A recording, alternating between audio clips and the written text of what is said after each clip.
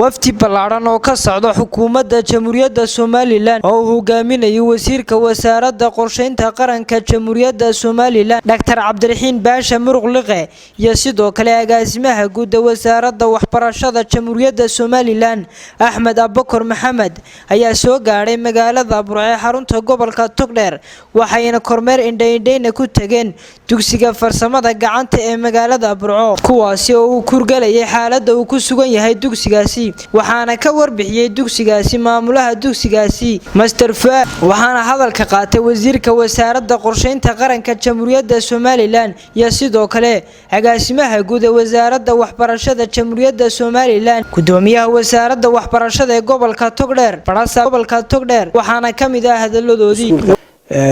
runtii sala sheegay gudoomiyuhu sheegay maanta horta booqashadan waxa ay booqashaan iskuulka ku nimi wasiirka wafdigana hogaaminayna ujeedadiisa waxa ay in la soo arkay iskuulkii la qiimeeyo waxyaalaha baahida ka dhiman saad la socotaana xukuumadda Somaliland ee Jamhuuriyadda Somaliland oo hogaaminaya mudane Muuse Biixi Cabdi waxay markasta mudnaanta siisaa in farsamada gacanta la xoojiyo wasaaradda waxbarashada waxa sanadkan 2019ka slogan oo ahaa ama halku dhigo ahaa in tayada waxbarashada kor loo soo qaado waxyaalo badan baa runtii tayada waxbarashada laga qabtay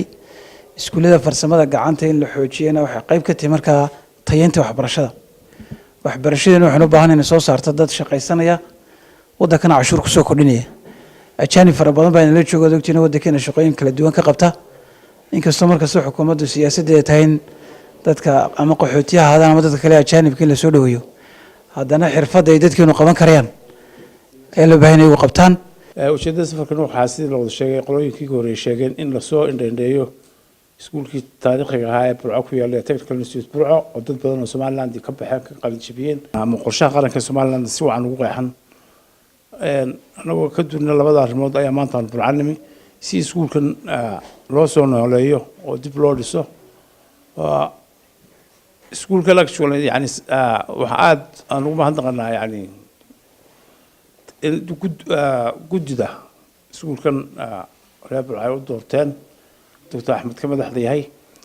يعني أي تسان إن يعني حتى أنا جو حوالي نسين from scratch قبل هاي بكرنا برعة technical institute وحقوق يسمى الله بقيبات قيبة حوي وtechnical وقلنا كهراء duration كيس أم وقت جو صعنا يا أردو كقاطع وحبرشة ده وعفر صنّا هذا سدح department أما سدح كليات أيها صعدة سدح كليات حوي كليات electricity كلية construction كلية IT كلية IT هذا السكول كدسمة كصعدة دسمة كصعدة وح فلين يسافر children وحنا الله قلت لك علي إن لقد جا حرون IT أما workshop IT لقد جا يهدي له هذا سيدا كل سكول كجيني كدموها كصعدة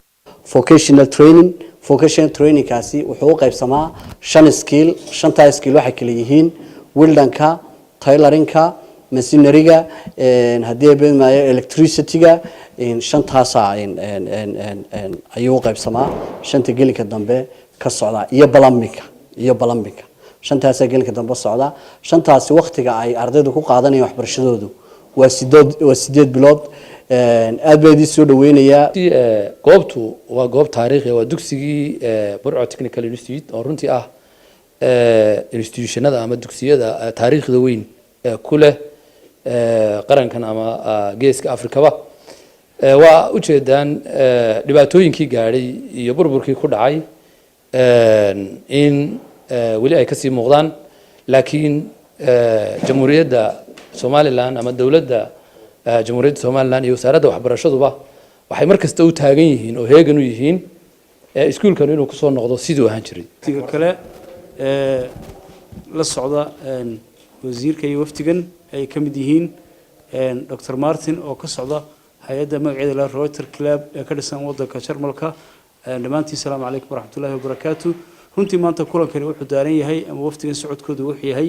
sidii ay u eegi lahaayeen ama u indhayn lahaayeen sidii wax looga qaban lahaa baahiyaadka ka jira dugsigan Technical Institute-ka Burco oo runtii aad ogtihiin halka uu kaga jiray iskuulada qaranka Jamhuuriyadda Somaliland wafdigan ballaaran ee uu hogaaminayo wasiirka wasaaradda qorsheynta qaranka jamhuuriyadda Somaliland iyo sidoo kale agaasimaha guud ee wasaaradda waxbarashada iyo jahanibkani ayaa ballan qaaday inay wax ka qabasho ku sameyn doonaan dugsigan farsamada gacanta ee magaalada Burco. Maxamed Yuusuf Cabdilaahi Maxamed Wardi, telefishinka caalamiga ee Somali Cable TV, Burco.